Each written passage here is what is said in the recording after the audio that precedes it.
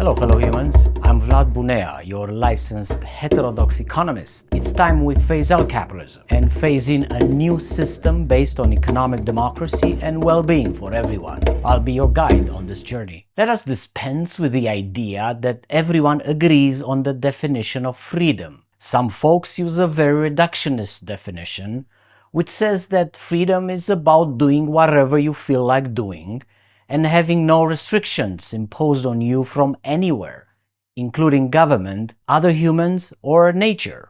Other folks use more nuanced definitions for freedom, which consider natural limits, social limits, and even self-imposed limits to what you can do. Today we will see how lying about freedom makes the world more dangerous. Is there anything to do about it? Welcome to the Fraser Institute, everyone. The top think tank in Canada, headquartered in Vancouver, ranked in the top 15 among all think tanks worldwide. This alone should be impressive enough. Fraser produces research on taxation, healthcare, Aboriginal issues, education, economic freedom, energy, natural resources, and the environment. This research is peer-reviewed and overseen by an editorial advisory board of leading international scholars, so they say. So far so good. Let's see some of that research, specifically about everyone's favorite subject, economic freedom. The author is Matthew Mitchell, a senior fellow at Fraser. To have an idea about Mitchell, here are some titles of articles he published recently. Mitchell attempts to define economic freedom by showing a diagram and explaining that economic freedom is a spectrum of many things, from choosing, trading, acquiring property, competing on markets, enter contracts, saving and investing. Wise men, starting from 1984 at the Mont Pelerin Society meeting, decided it was about time that economic freedom was measured and was given a number, so countries can be placed in an easy-to-read hierarchy. This is how the Economic Freedom in the World Index was born. We can easily see here how Singapore is doing quite well at number 1, and Venezuela is doing quite badly in the 165th place. What is in this Economic Freedom Index? Number 1, the size of government, which actually means how much government spends. Number 2, legal system and property rights, meaning if your property is secure after you buy it. Number 3, sound money, meaning if government creates unexpected inflation. Number 4, freedom to trade internationally, meaning when a government imposes tariffs on imports. And number 5, regulation on how businesses can enter markets, including credit markets. Every single item on this list has serious flaws and embeds many lies. We'll come back to unpack them. Mitchell writes that the EFW index is successful because it was quoted about 14,000 times on Google Scholar, as if the number of citations and popularity are a measure of quality and truth. And it seems many studies find correlation between economic freedom and good outcomes, here in blue, mixed outcomes in green, and bad outcomes in red. Quick reaction. If the US has such a high score on the Economic Freedom Index, why is the US government so keen on limiting immigration? Fraser Institute doesn't tell us. Let's keep going. We enter the terrain of flat-out lies. Mitchell writes, many thinkers maintain that too much economic freedom is inefficient and that governments can promote prosperity by curtailing economic freedom. Some, like Karl Marx and Friedrich Engels, would abolish nearly all economic freedoms. There's no citation from Marx or Engels because they never said that, and quite the contrary. Both Marx and Engels were fierce defenders of personal freedoms. The report paints economic freedom as an idea that allows more gains from trade, more specialization, more competition, more dynamism, allows us to make better use of relevant knowledge. In support of this, we see a graph that links economic freedom with average income.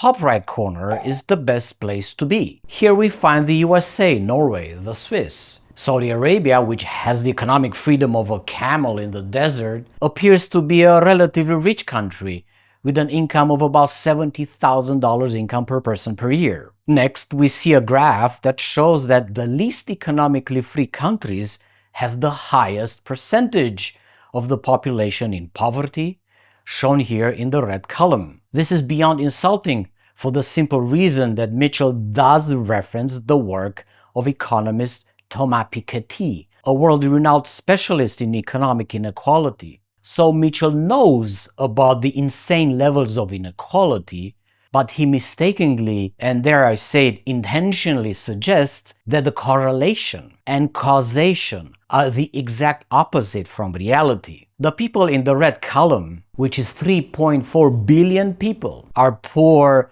because of the economic freedom exercised by the corporations of the rich countries. I say it again, economic freedom for the rich has caused the poverty of half of the humans on Earth. How does that happen? Workers in Southeast Asia are paid meager salaries to make t-shirts that are sold at high prices in rich countries. Miners are dying in Congo while digging up cobalt for the rich countries. Corruption and rights abuses are flourishing in lithium mines across Africa. And there are over 4,000 more examples from around the world just like that. Is that enough for you, Fraser Institute? If the poor countries were actually allowed to have more economic freedom, that would immediately reduce the wealth of the rich countries. How? Pay all workers in all countries a minimum wage of $25 an hour, hypothetically, regardless of the work they do. See what happens next. The next lie is about economic freedom and average annual working hours per worker. It appears the more economic freedom you have,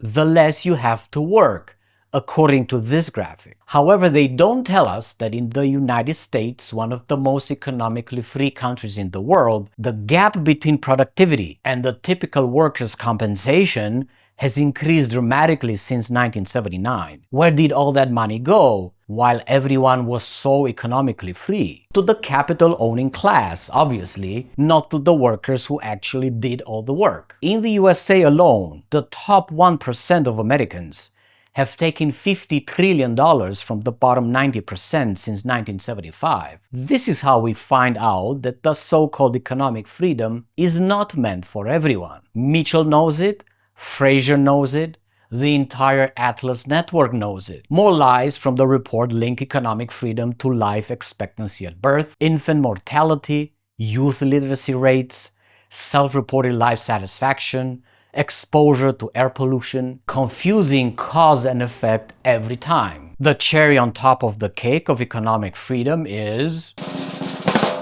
democracy. It seems the most economically free countries are also the most democratic. But wait, is democracy causing freedom? Or is freedom causing democracy? Not even the author knows the answer to this question. Yet the suggestion remains that you better have more economic freedom if you want democracy, and you better have a democracy if you want economic freedom. But hold on, what about Saudi Arabia from the graphic above? Is it democratic? We have built up to a grand reveal about the lies built into the Economic Freedom of the World Index and the Mitchell report from the Fraser Institute. Let's unpack each of the 5 themes that make up the index. Number 1, the size of the government. Fraser Institute, as any good capitalist, wants as little government intervention into the economy as possible. Specifically, they want government to spend as little as possible. Framing government spending as a bad thing, which limits economic freedom, is downright manipulative. As I have said before, governments that have their own currency do not need to collect taxes in order to spend them on roads, bridges, schools, hospitals, and the army. We learn from modern monetary theory how government budgets actually work. Mitchell doesn't tell you about MMT, so I will. Goes like this. Governments identify a need in society, issue money to spend on the need, and that's it. Taxation is another story. Taxes are not meant primarily for spending, according to MMT. Taxes are primarily meant to regulate economic behavior, to incentivize some activities or discourage others. Governments do not need to wait for taxes in order to spend on social programs. The budget of a government doesn't work like a household budget or like a corporation's budget that needs to have a surplus in order to survive. Deficits are a myth. Many governments believe their budgets need to be balanced, which is wrong. If that is the only objective, having an economy work at full capacity, which serves the needs of the people, is significantly more important than balancing a budget just for the sake of it. Number 2, the legal system and property rights. Fraser Institute wants private property protected at all costs, so capitalists can have the guarantee they can use the property to do business. To make all private property sacred at all costs does not measure freedom. It measures just that, the sacredness of private property. Is it right to own a river, or a lake, or a forest, or a mountain, or the ocean? Is it right to own other people? Is it right to own the debt of another person and then sell it? Mitchell also hides that the economic freedoms of an individual human are not the same as the economic freedoms of a corporation. The EFW index completely ignores that. Specifically, the EFW and the work of the Fraser Institute does not describe how property creates power, how property can become capital often by force in order to serve the interests of corporations, how workers are laid off against their consent. Whose economic freedom is that? It is entirely the freedom of the owners of capital, who are defending their property, while workers have no freedom whatsoever. Number 3, sound money and inflation. Fraser Institute thinks inflation is caused by government spending, and that spending limits economic freedom. Governments do not cause inflation. Economists like Milton Friedman have managed to brainwash entire generations of students and politicians with the flawed idea that if governments injected more money into the economy by spending on social programs, that would raise the prices for everything else. These Friedmanites never object if governments spend on the military or use public money to overthrow foreign governments which were democratically elected. Friedmanites also don't tell you that it is Loblaw, Metro, Empire, and Patterson that raise food prices, not the government. It is Exxon, Shell, Total, Chevron that raise the prices of gas, not the government. Inflation happens when there is more money in the economy than its productive capacity. Usually prices go up when demand doesn't match with supply. However, inflation happens more often when economic inequality is high. There's always enough money to buy everything produced in the economy. By definition, it is an accounting equivalence. The seller's income is the buyer's expense. When prices go up, it is because somebody is greedy or somebody is taking advantage of some scarcity. Number 4, freedom to trade. Fraser Institute wants more free trade, which is doing trade between countries, between companies, with as little restrictions as possible, including tariffs. Goods, services, money, capital should be free to travel between countries, with as little government oversight as possible. Free trade is very good according to the neoliberal doctrine. The IMF, the World Bank, the World Trade Organization, rich countries and multinational corporations have pushed very hard developing countries into free trade, starting with the 1970s. Many free trade agreements have been signed in the name of economic freedom. Unfortunately, during these many years, developing countries have not done well at all, despite listening to those free trade ultimatums. My country of birth, Romania,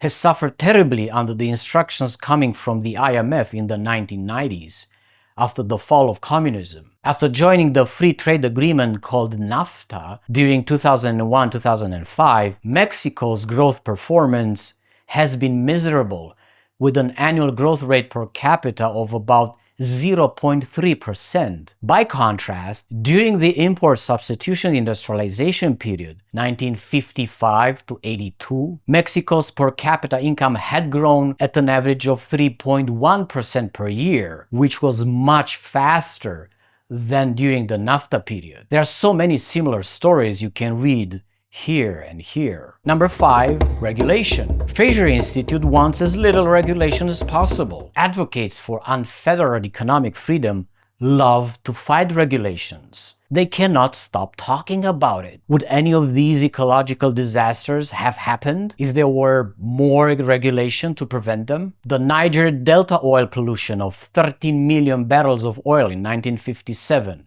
Ecuador's Amazon degradation 1964-1990, Peru's Amazon degradation 1971-96, Papua New Guinea's Panguna Mine War 1972-89, Italy's Seveso dioxin cloud 1976, France's Amoco Cadiz tanker spill 78, India's Bhopal cyanide gas leak 84, the Chernobyl nuclear disaster 86, Exxon Valdez oil spill 89, Romania's cyanide spill 2000, Ivory Coast toxic waste dumping 2006, Deepwater oil spill 2010, the Amazon wildfires 2019-20, Canada's record-breaking wildfires 2023. Are you now ready to see how lies about economic freedom risk the end of the world for everyone? Corporations emit the most carbon because they are undemocratic. A report from Influence Map shows that 80% of global CO2 emissions comes from just 57 companies. Since the Paris Agreement was signed in 2015, 58 of the top 100 carbon-producing companies have actually increased their production. This is only possible because each of these companies is a fiefdom of feudalism. I do not mean to exaggerate. While they cry desperately for more freedom, these companies are not democratic. All their decisions are made in the boardrooms at the top, without any consent or opinion from any of their employees, and from any of you not working there, which is precisely how feudalism worked, with kings at the top of the food chain of power. Planetary boundaries have been breached in both free and less free countries. The Planetary Boundaries Framework analyzes 9 processes and systems that scientifically are proven to regulate the health of our planet. Humans, as a civilization, are outside the safe operating space. We are in the increasing risk zone. Any circle that is not in the green zone is in a bad place. Climate change is already moving fast into the high-risk zone. This is a graphic for the infamous Venezuela, which scores very low on the Economic Freedom Index. This is the graphic for the United States, which scores high on economic freedom. Anything in red is bad.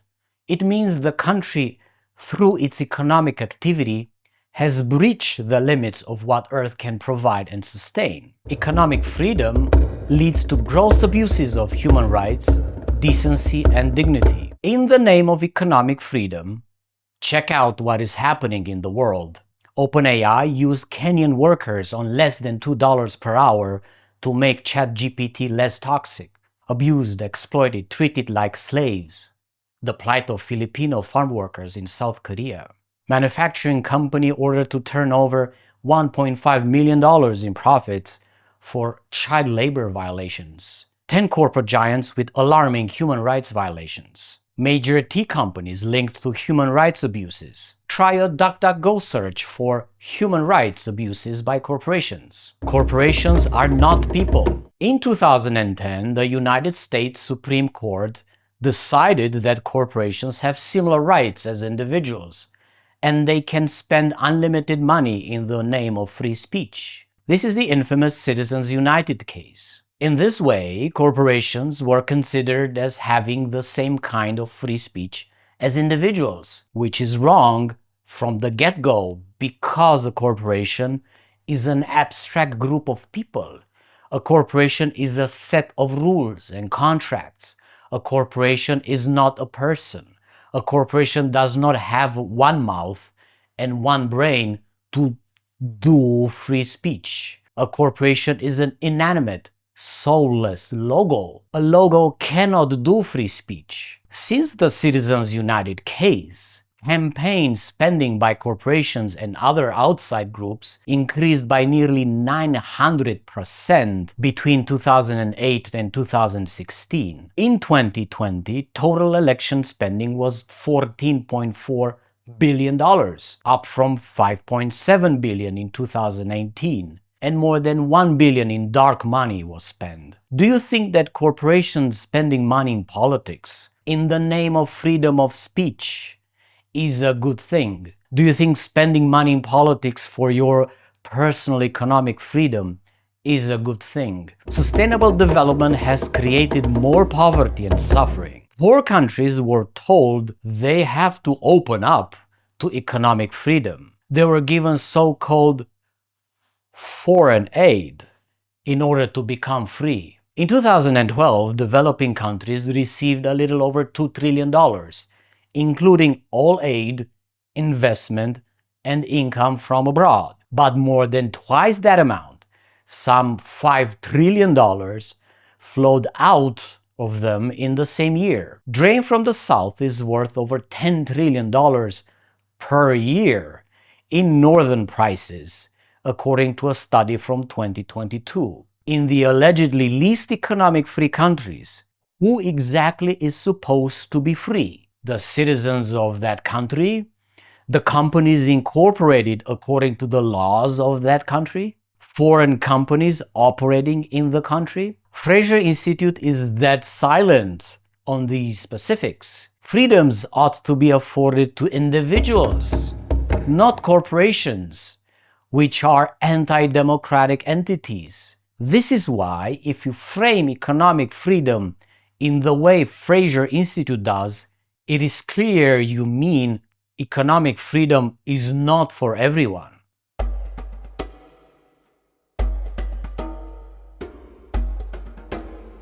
How to spot lies about economic freedom. When you hear right-wing capitalist think tanks like Fraser Institute and its cohort of like-minded conspirators from the Atlas Network, stop for a second and really listen what they have to say. You hear them say personal economic freedoms, but they do not mean your freedoms. They mean the personal freedoms of economic agents, namely corporations. Needless to say, a corporation is not a human, as the Citizens United decision suggested, but rather a group of humans with special interests. That might be fine at face value if it did not come with massive, totalitarian, undemocratic domination of the working class by the capital-owning class. Fraser and their buddies want economic freedoms for the owners of capital, but not for those who must obey them under the threat of unemployment and poverty. This is what makes the lies of Fraser immoral, simply because they are aware of the distinction between these classes of humans, and still demand more economic freedom for the oppressors.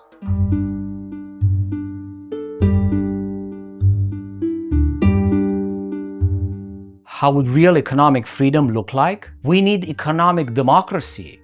There's nothing freer than an economic system that is fully inclusive and works for everyone, not just for the humans who own shares in companies. We must have one human equals one vote in all companies, without exception. Abolish unelected executives and unelected boards. The freedom of association, which gives you the right to form special groups of interest, like the shareholders of a corporation or the board of directors, should not create a class of oppressors and a class of oppressed. That is the opposite of freedom. Economic associations of people should not have more rights than individual humans, just because they are associations. The so-called defenders of economic freedom manipulate the trinity of property, power, capital